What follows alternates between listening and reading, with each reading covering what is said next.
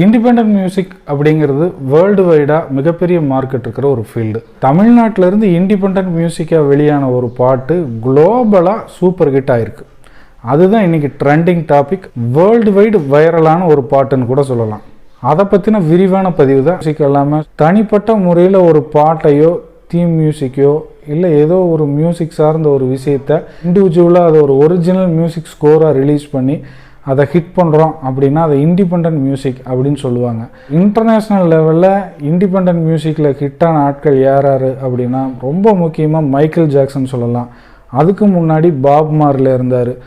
அவரோட மியூசிக் மூலிமா உலக அளவில் மிகப்பெரிய தாக்கத்தை ஏற்படுத்தினார். அதுக்கப்புறம் பிரிட்னி ஸ்பியர்ஸ், அவங்களுடைய பாப் டைப்பில் ரிலீஸ் ஆன பாடல்கள் உலகத்தில் இருக்க மியூசிக் பிரியர்கள் எல்லாத்தையுமே கொஞ்சம் வருஷம் ஆட்டி படைச்சிருந்தது. லேட்டஸ்ட்டாக ஜஸ்டின் பீபர். ஸோ இந்த மாதிரி இண்டிபெண்டன்ட் மியூசிக்கில் சைன் ஆகிற பல மியூசிஷியன்ஸ் பெரிய மில்லியனராகவும் கோடீஸ்வரராகவும் உலக அளவில் வளம் வந்துகிட்டு இருக்காங்க. இந்தியாவில் எவ்வளோ பெரிய மியூசிக் டைரக்டர்ஸ், மியூசிக் அச்சீவ்மெண்ட்ஸ் எல்லாமே இருந்தாலும் இந்த இண்டிபெண்டன்ட் மியூசிக் வேர்ல்டில் இந்தியாவிலேருந்து மிகப்பெரிய கான்ட்ரிபியூஷனோ அச்சீவ்மெண்ட்டோ கிடையாது. தமிழ் ஃபீல்டில் ரீசண்டாக அதை பண்ணி ஜெயித்த ஒரு ஆள் ஹிப்ஹாப் ஆதி. அதுக்கப்புறம் பார்த்தீங்க அப்படின்னா அப்படி யாருமே தமிழ் ஃபீல்டில் செய்யவே இல்லை.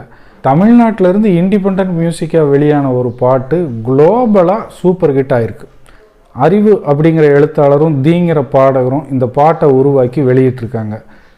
யூடியூப்பில் ரிலீஸ் ஆன ஒரே வாரத்தில் கிட்டத்தட்ட 2 கோடி வியூஸை இந்த வீடியோ அடைஞ்சிருக்கு. இது உண்மையிலேயே மிகப்பெரிய சாதனை தான். மிகப்பெரிய ப்ரொமோஷன்ஸ் எல்லாம் இந்த பாட்டுக்கோ வீடியோக்கோ அவங்க கொடுக்கல, சாதாரணமாக ரிலீஸ் பண்ணாங்க. ரொம்ப எளிமையான இசை இந்த பாட்டுக்கு டிசைன் பண்ணியிருக்காங்க. சந்தோஷ் நாராயணனோட ப்ரொடக்ஷனில் தான் இந்த என்ஜாய் என்ஜாமிங்கிற ஆல்பம் தயாரிக்கப்பட்டிருக்கு. சந்தோஷ் நாராயணனோட டாட்டர் தி இந்த பாட்டை பாடி இந்த ஆல்பத்துலேயும் கேஸ்ட் பண்ணியிருக்காங்க. அறிவு இந்த பாட்டுக்கான லிரிக்ஸை எழுதி அவரும் கோ ஆர்டிஸ்டாக இந்த பாட்டில் கேஸ்ட் பண்ணியிருக்காரு. இந்த பாட்டை ஆரம்பித்த 5வது செகண்ட்லேயே நம்மளை இந்த பாட்டு உள்ளே இழுத்துக்குது. அதுக்கு முக்கியமான காரணம், இந்த பாட்டோட பிகினிங்லேயே பறை இசையை இந்த மியூசிக் டைரக்டர் உள்ளே கொண்டு வந்திருப்பார். பறை இசையில் ஆரம்பிக்கிற இந்த பாட்டு 5வது செகண்டில் வெஸ்டர்ன் மியூசிக்கு டிரான்ஸ்ஃபார்ம் ஆகுது. அது நம்மளால் கண்டே பிடிக்க முடியாது. அது மட்டும் இல்லாமல் அது ரொம்ப அழகாகவும் பண்ணியிருக்காங்க. அதுக்கப்புறம் இந்த பாட்டு கொஞ்சம் கொஞ்சமாக அதோடைய உலகத்துக்குள்ளே நம்மளை இழுத்துட்டு போயிடுது. அடர்ந்த காட்டுக்குள்ளேருந்து பாடுற மாதிரி இந்த பாட்டோட தீமை அமைச்சிருக்காங்க. அது பார்க்குறதுக்கு விஷுவலாகவும் சூப்பராக இருக்குது, கேட்குறதுக்கு இந்த மியூசிக் ரொம்ப அழகாகவே வந்திருக்கு. திரும்ப திரும்ப ஹம் பண்ணுற அளவுக்கு இந்த பாட்டு கேட்சிங்காக இருக்குது. அதுதான் இந்த டியூனோட வெற்றி. ஒரு சிம்பிளான டியூன், அதுக்கு கிராண்டியரான மியூசிக், அதை எவ்வளோ உயிரோட்டமாக கொண்டு வந்து கொடுக்கணுங்கிற ஐடியாலஜி, இது எல்லாம் சேர்ந்து இந்த பாட்டை இன்டர்நேஷ்னலாக ஹிட் பண்ணியிருக்குன்னு சொல்லலாம். ரொம்ப சாலிடான கேமரா ஒர்க் இந்த ஆல்பத்துக்காக பண்ணியிருக்காங்க. மிகப்பெரிய உழைப்பை சினிமாட்டோகிராஃபியில் போட்டதுனால தான் விஷுவலாக இந்த ஆல்பம் இவ்வளோ பெரிய ரீச் அடைஞ்சிருக்கு. அடர்ந்த காடு, அதுக்குள்ளேருந்து வாழ்கிற மக்கள், ஆதி குடிகளுடைய லைஃப் ஸ்டைல், அவங்களால எப்படி இந்த உலகம் வளர்ச்சி அடைஞ்சது, மனித வாழ்வுடைய இயல்புக்கும் ஆதி குடிகளுக்கும் என்ன சம்மந்தம், ஆத்தங்கரையோர கலாச்சாரம் தான் இந்த உலகமே உருவாகிறதுக்கான அடிப்படை அப்படிங்கிற இந்த தீம் தான் இந்த பாட்டுக்குள்ளே இருக்குது. அது மட்டும் இல்லாமல் எக்கோ சிஸ்டம் சார்ந்த பல கருத்துக்களை இந்த லிரிக்ஸில் உள்ளே வச்சுருக்காங்க. லிரிக்குங்கிறது இந்த பாட்டுக்கான உயிர்னு சொல்லலாம். ஒவ்வொரு லைனும் ஏகப்பட்ட கருத்துக்களையும் ஃபிலாசபிக்கல் தாட்ஸையும் உள்ளே அடக்கியிருக்கு. சாதாரண வரிகள் மாதிரி தெரிஞ்சாலும் மிகப்பெரிய கருத்துக்களை ஆழமாக அந்த வரிகள் நமக்கு சொல்லுது. அதுதான் இந்த பாட்டு இவ்வளோ பெரிய வெற்றி அடைஞ்சதுக்கான முக்கியமான காரணம்னு நான் நினைக்கிறேன். இந்த பாட்டுக்குள்ளே இருக்கிற ஒரு பொது உடைமை சிந்தனை இந்த பாட்டுக்கான மிகப்பெரிய பலமாக இருக்குது. கடவுள் மனுஷனுக்கு இவ்வளோ பெரிய சொத்தை கொடுத்துருக்காரு, அதை நம்ம யூட்டிலைஸ் பண்ணி இப்போ என்ஜாய் பண்ணிகிட்டு இருக்கோம். இதே மாதிரி அடுத்த ஜென்ரேஷனுக்கும் இதை நம்ம விட்டுட்டு போகணும் அப்படிங்கிற அடிப்படையை இந்த பாட்டு வலியுறுத்துது. இந்த பூமியை இவ்வளோ தூரம் பண்படுத்தின நம்ம ஆதி குடிகளுக்கு பெருமை சேர்த்துற விதமாகவும் இந்த பாட்டை வடிவமைச்சிருக்காங்க. இந்த பாட்டுடைய கொரியோகிராஃபி எந்த இடத்துலையும் பாட்டை டிஸ்டர்ப் பண்ணுற மாதிரியோ தனியாக என்ஹான்ஸ் ஆகி டான்ஸ் தெரிகிற மாதிரியோ அதெல்லாம் டிசைன் பண்ணாமல் ரொம்ப ஷட்டிலாக பண்ணியிருந்தாங்க. மிகப்பெரிய மூமெண்ட்ஸ் எல்லாம் எதுவும் இல்லாமல் ஹேண்ட் மூமெண்ட்ஸ், மான்டேஜ் ஷாட்ஸ் அப்படியே ட்ரை பண்ணி இந்த பாட்டுக்கு ஒரு சோலை கொடுத்துருக்காங்க. இந்த பாட்டை தனியாக கேட்குறப்பவும் மிகப்பெரிய இம்ப்ரெஷன் ஏற்படுது. இந்த பாட்டை விஷுவலாக பார்க்கும்போது அதை விட டபுள் மடங்கு இம்பேக்டை இந்த பாட்டு கொடுக்குது.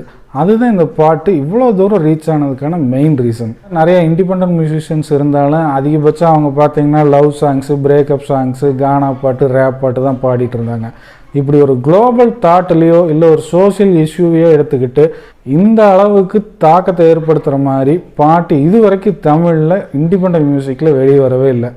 மியூசிக் மூலியமாகவும் சோசியல் ரெவல்யூஷனை ஏற்படுத்துறதுக்கான வழி இருக்குது அப்படிங்கிறதுக்கு இந்த பாட்டு ஒரு எக்ஸாம்பிளாக செட் ஆகிருக்கு.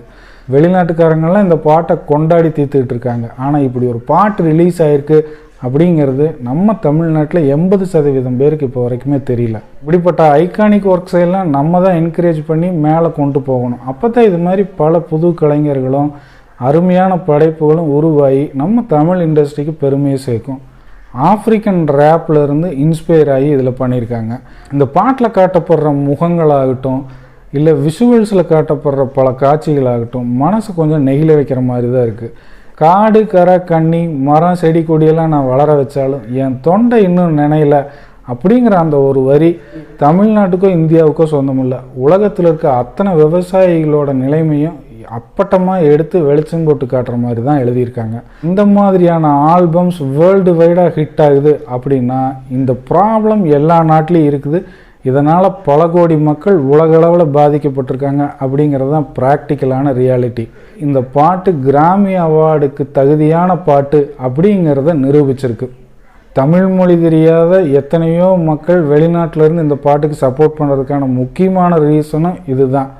அறிவு அண்ட் தி இவங்க 2 பேர்த்துக்கும் மிகப்பெரிய எதிர்காலம் மியூசிக் இண்டஸ்ட்ரியில் இருக்குன்னு இந்த பாட்டுடைய மேக்கிங்கை வச்சு நம்ம சொல்லிடலாங்க. ரொம்ப கம்மியான பொருட்செலவில் இந்தியாவிலேயே தயாரிக்கப்பட்டு இன்டர்நேஷ்னல் கிரேடுக்கு ஒரு இண்டிபெண்ட் ஆல்பத்தை நம்மளால் கொடுக்க முடியும் அப்படிங்கிறத என்ஜாமி இன்னைக்கு அடித்து ப்ரூஃப் பண்ணியிருக்கு. அதுதான் உண்மை.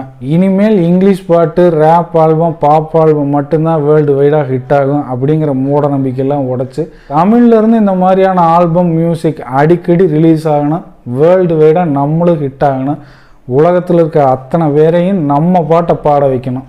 நாட்டுப்புற பாட்டு ப்ளஸ் ரேப் ஒரு இன்டர்நேஷ்னல் கிரேடு. அருமையான மிக்சிங்காக இருக்கு இல்லையா? தரமான சம்பவத்தை என்ஜாமி டீம் பண்ணியிருக்காங்க. வாழ்த்துக்கள். இந்த வீடியோ உங்களுக்கு பிடிச்சிருந்தா லைக் பண்ணுங்கள், ஷேர் பண்ணுங்கள், கமெண்ட் பண்ணுங்கள், மறக்காமல் சப்ஸ்கிரைப் பண்ணுங்கள். இதே மாதிரி இன்னொரு வீடியோவில் உங்களை நான் மீட் பண்ணுறேன். Until then it's by from Karthik.